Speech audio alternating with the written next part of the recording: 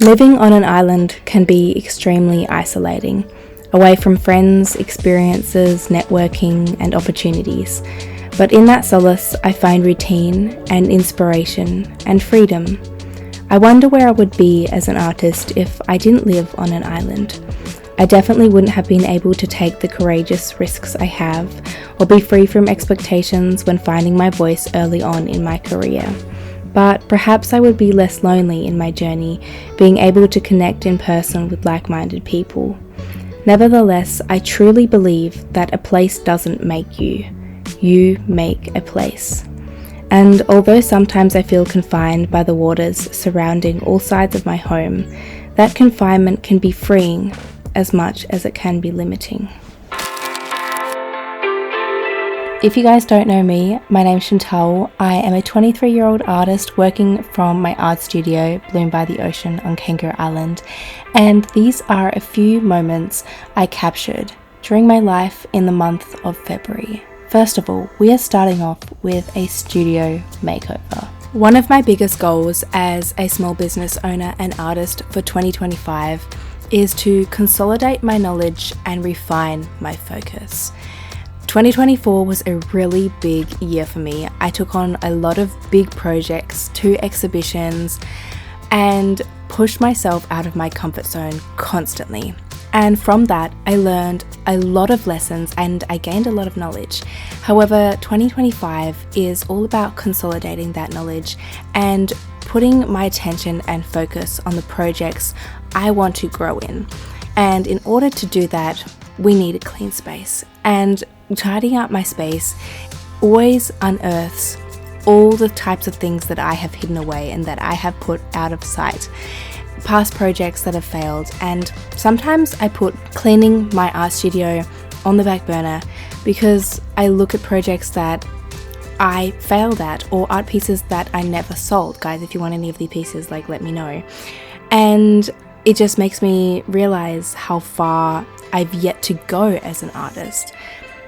On the other side, cleaning my art studio and doing a studio makeover allows me to see how far I've come as an artist and how far I can push myself and how far I can go. So it's so important for me to do these art makeovers and art cleans and reorganizing my stuff as a form of reflection. So if you haven't done one in a while, I suggest you do. Living on an island means that sometimes I have to travel off it, whether that is catching a boat, a bus, or a plane, or maybe all 3 for work. And that also means carrying around a lot of luggage, which is why I just invested in a brand new suitcase and want to thank Level 8 for sponsoring this video. When I do workshops or exhibitions in Adelaide, I usually take all my materials in a box, which makes traveling solo really difficult.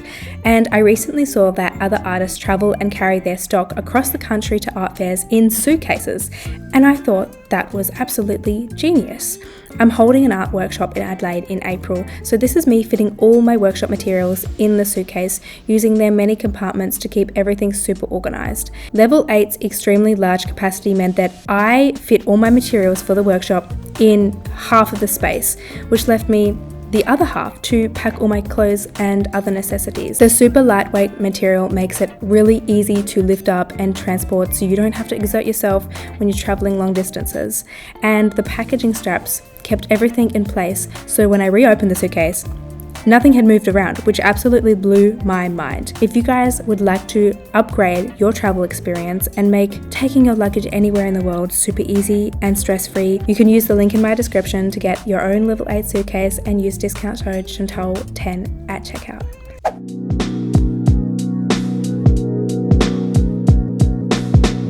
I don't know if it's just me, but as an artist, I always have to be working towards some sort of short-term project.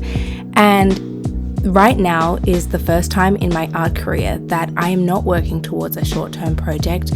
I'm focusing all of my attention on writing and illustrating my children's book in order to get it out in the world next year. However, my last passion project was creating my own colouring book, and this has to be one of my favourite passion projects because My art is all about connecting to your inner child and that curiosity and that creativity, and I believe that's when we find our most authentic self and we can bring forth our dreams and our passions and that same energy. So what I did as a little girl is, of course, colouring in, and I think we can all enjoy colouring in. So I launched and I created my own colouring book, and it took me a very, very long time, and I made no money from it, but it was such a really, really cool project, and I'll put up all the pieces on the screen. I also made it a watercolour colouring in book because I'm a watercolour artist and I would love people to learn the skills of watercolour. If you guys want, I'm heavily thinking about making it a digital download. So wherever you are in the world, you can download all 10 of the prints and print them out on watercolour paper at your local printer, or just on regular paper as well. And if you're wanting to use textures, because I just love the illustrations. 4 or 5 of them are paintings that I have already done that you can actually see on the wall right behind me on the left side, and other pieces are just inspired by my childhood, and they're not too detailed but they're also not too simple, because I like a little complexity. I like something that's going to keep me occupied and make me get really creative, you know. So if you would like to see it as a digital download, please let me know.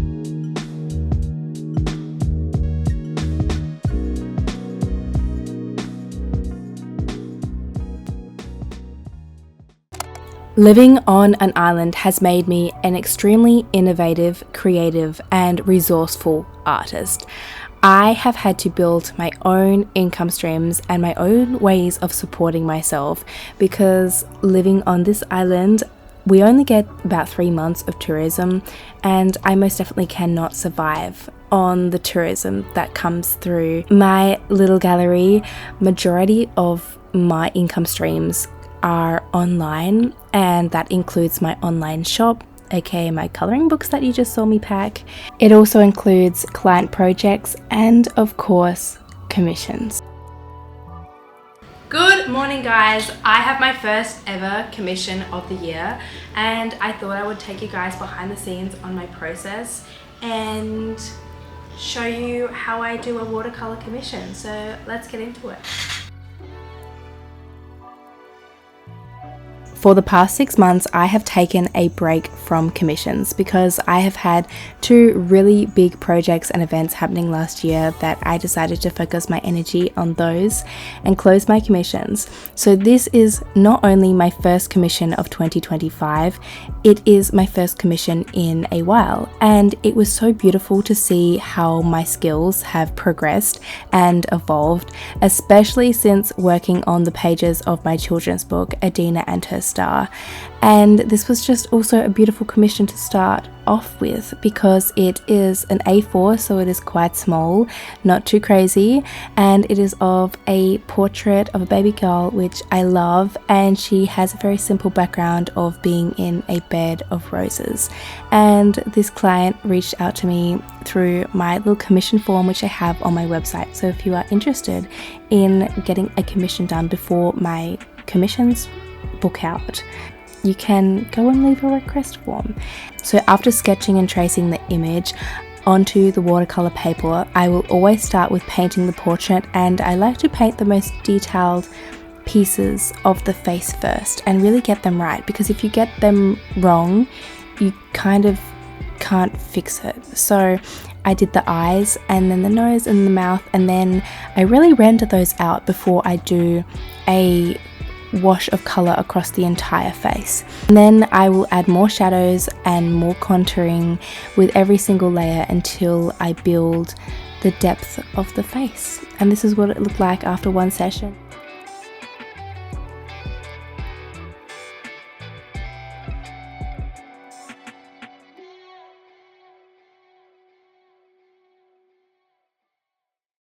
Every Sunday or Monday, I like to go for a hike to kind of reset my week, and this week I thought I would take you guys along with me because usually you only see the inside of my art studio, and I live on the third largest island in Australia, which is Kangaroo Island, which is a very beautiful place with lots of beaches, and it's probably most iconic for the remarkable rocks and the crystal clear blue water. But today we are going to go on a hike that is less popular, not as picturesque, but it provides me with a lot of peace, and I just love to go and think on this hike and plan my week in my mind, I guess, and everything that I'm working on mentally.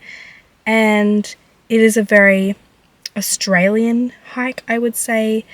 We're not going to see the freaking Alps of Switzerland, but another thing is that from page 10 to page 30 in my book Adina and to Star, a lot of the scenes are inspired by kind of specific places on Kangaroo Island, and I wanted to know if you guys would like me to take you to those places on the episodes in the pages we're illustrating, to kind of show you a little bit of behind the scenes.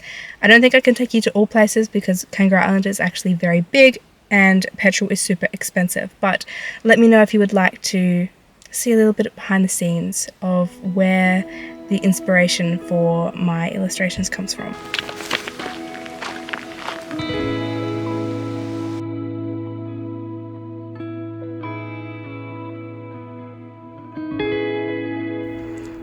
If you ever feel like you have no creativity, that you have no ideas, or that you have no inspiration, my one piece of advice to you is make yourself really bored. Do nothing. Go out and sit in nature or wherever you are in the world and literally do nothing. Do nothing. Do not seek inspiration. Inspiration will come and find you. And whatever you are stuck on will come into your mind. Anyway, that is what has helped me in the past. Whenever I am stuck at a point, I will just make myself really bored, and maybe that what I was stuck on won't be fulfilled during that time, but other things will come to me. So my mission for everybody here: make yourself really bored once a week, just for half an hour. You never know what will come to you during that time.